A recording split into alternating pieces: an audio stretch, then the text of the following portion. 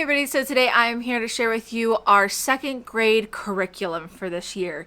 So I have homeschooled my daughters for going on 4 years now. I have done years previous. I will link those below in case you have younger kiddos or you would like to see what I've used in the past.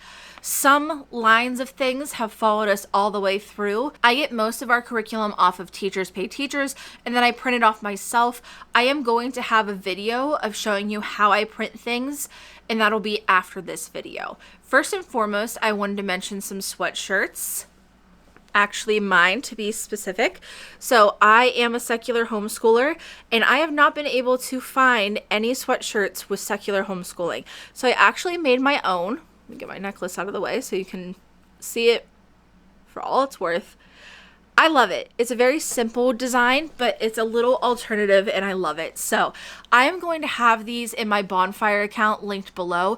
So they make the sweatshirts, they'll ship you the sweatshirts, they handle everything. So I will leave a link down below in case you want one. I think I also have them in t-shirts and other designs. I can't remember exactly what, but I've been wearing this one for about a month now and I love it. So it's like screen printed on. It is not a vinyl.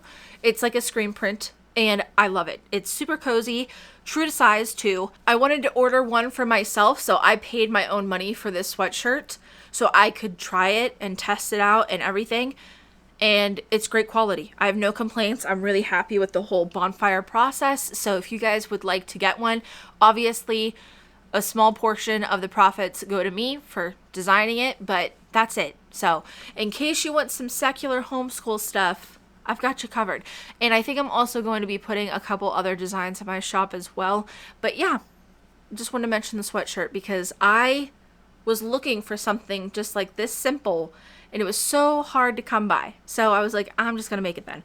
Anyways, I personally feel like I am between public school and traditional homeschooling.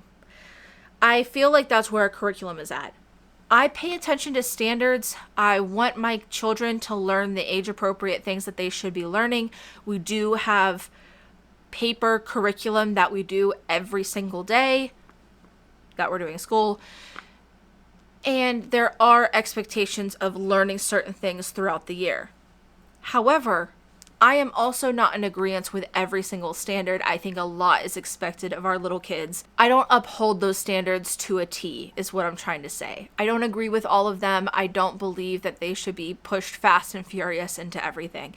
So I feel kind of in a unique position.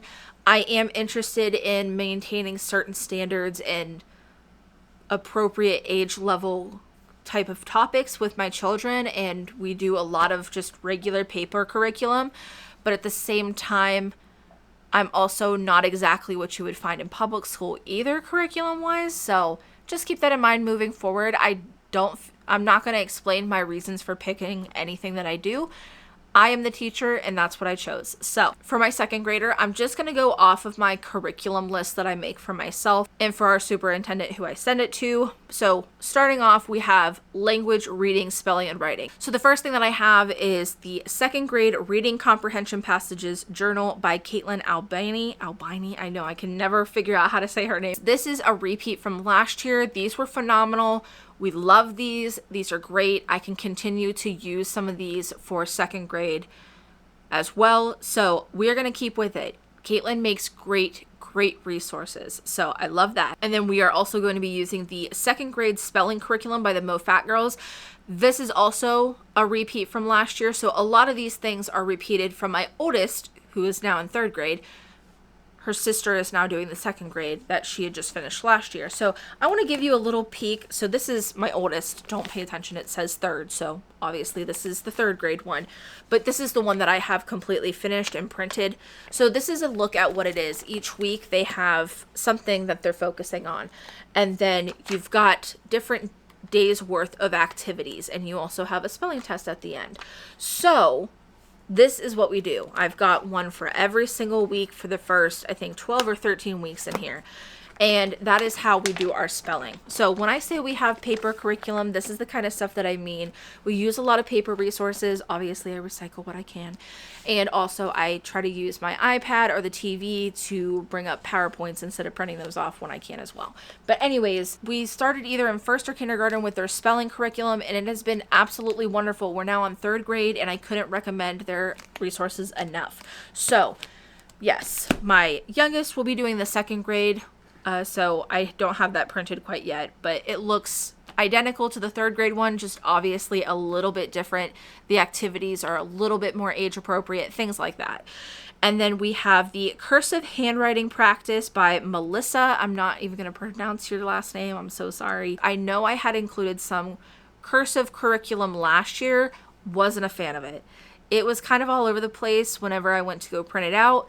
I have since printed this out and it is much more straightforward. I also think this was really, really inexpensive. I think no more than like $5 or $10. So I really enjoy this one, and we're going to get a lot of use out of this because I only printed, I think, half of it for the first half of the year, and I still have a lot to go. So very much liking the looks of this one. And then lastly, to round out second grade ELA, we have FirstieGrammar. So again, because my third graders is the one that I have finished, I'm going to show you second grade grammar, but it's by Tara West. We have used Tara West resources so often and love her too, especially her grammar series. It's kind of like the spelling that I just showed you. Each week you're focusing on something. These are the teacher plans right here, but then you also go into worksheets for the week. So each day they're doing something different, revolving around whatever the subject is. And you have a whole year's worth of lessons for that. So that is what spelling and grammar looks like. And this is the folder that we split them up in, and it works really, really well. I'll link this folder down below. But we love the Tara West grammar. It is exceptional. Grammar was something that we really struggled with in the beginning years, and finding her stuff made it so easy. The kids are not overwhelmed. It is repetitive while also quickly moving on to other subjects and not dwelling too long either. I just felt like when it comes to ELA, I've had a lot of hard time finding good resources. Things are either rapid pace or snail's pace, and I need somewhere in the middle. That's just my kids. Other kids, totally different story. But for my kids, I know what they need, and the Tara West grammar has been perfect for that. And not only that, but I honestly think the way she does it makes it fun. They have a lot of fun, and they're learning a lot too. So, love Tara West and her grammar resources. And that's it for ELA. I'm going to say something as a now 4-year-old homeschooling mom. ELA for the younger years, I keep it simple. I know that there's a lot that should be going on, but we focus on the basics, which is reading, writing, grammar, and spelling. That's really all I'm worried about. Really all I'm worried about. So I could add additional ELA work in here, but all of it's mainly getting covered between those resources. I've never found anything that has been cohesive, all of that in one little place, that has been good for us. So I split it up like this, and that is all my second grader will be doing. Third grade is when I start to bump it up a notch. So again, these are my kids. If you want something different for yours, obviously you can. So for geography, history of the United States and Ohio, and national and local government, we have social studies for the year by Education with an Apron. Again, use this with my oldest. Love it. Love it. If you are a progressive secular family, you're going to love it as well. I also think it's a very unique way of tackling social studies. I personally thrived in social studies. It was my favorite subject in school throughout, I think, the entirety, honestly. But for a lot of kids, it can be boring. I'm just going to say it. I totally see it. It can be boring. Not with this, it won't. Not with this, it won't. These women did an amazing, amazing job. It's not the easiest thing to navigate into print on the educator side, but I don't care. I'll put in whatever mental gymnastics I need to make this happen because it is such a phenomenal resource. It's also expensive, but it's worth the money, and it does go on sale very often. Teachers Pay Teachers has sales all the time. So I think 110% worth the money. I've also gotten, I think, 3 years worth of this resource as well. So again, chef's kiss.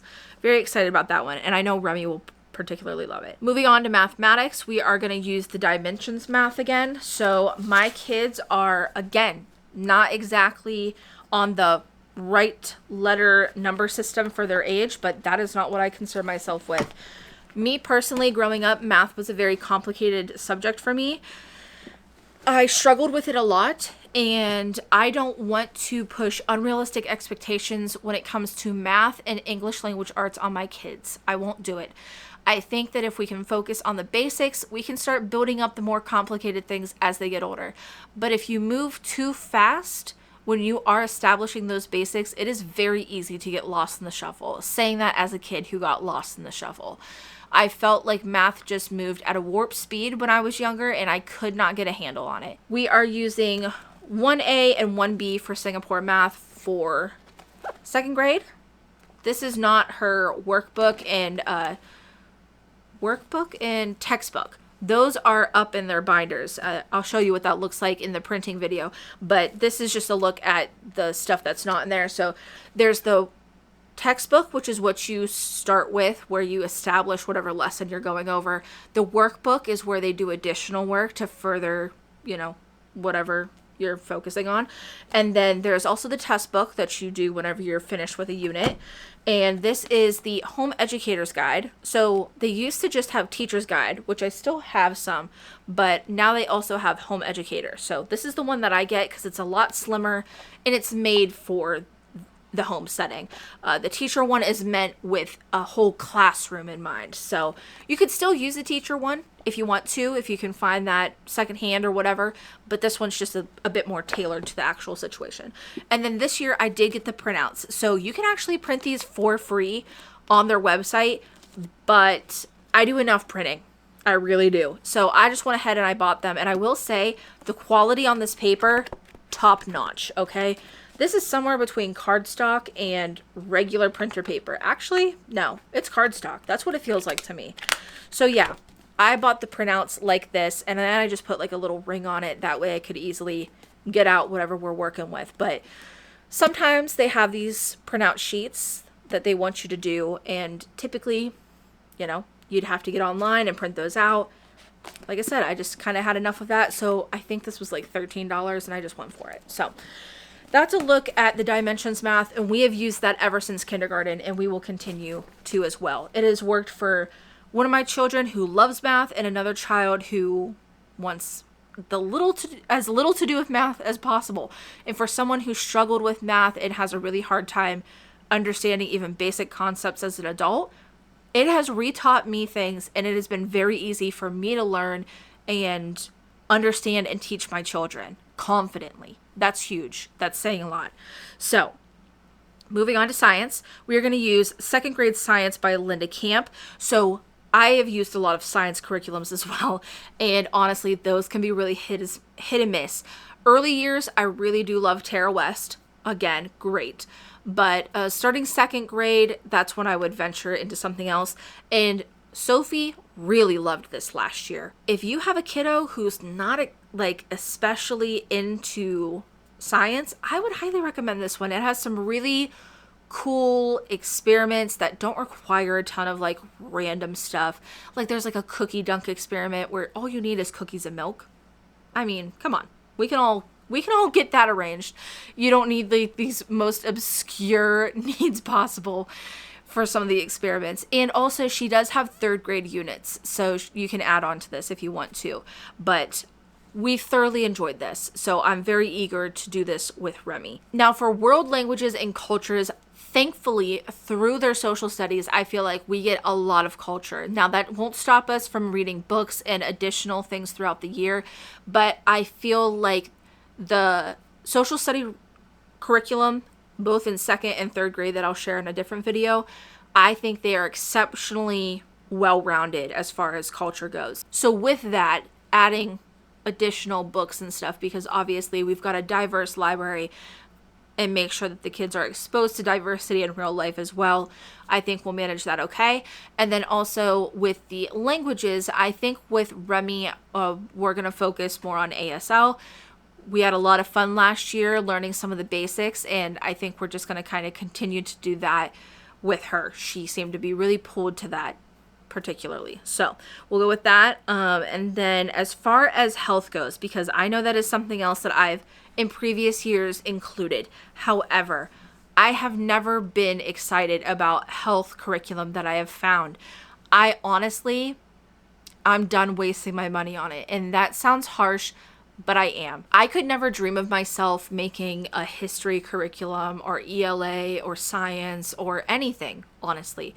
But I could see myself making a health one. It's something that I take very seriously. It's something that I feel like I have a more well-rounded understanding of than most people. I've done a lot of work for my own mental health. I've been educated, and I just have a lot of understanding in these subjects, and I wish I could see that reflected in the curriculum that kids have access to. And unfortunately, I don't see that. I do not have the means to sit down and make a health curriculum either. You know, I do have a notes list that I add to from time to time, and maybe some year I will get to it. But until then, I'm going to continue to do what I've done with my kids, and that is leading by example. And that's a lot of working on yourself. I know that's a really trendy thing to say, that people are working on themselves, but working on yourself is hardly ever something you really want to talk about, because it is hard work.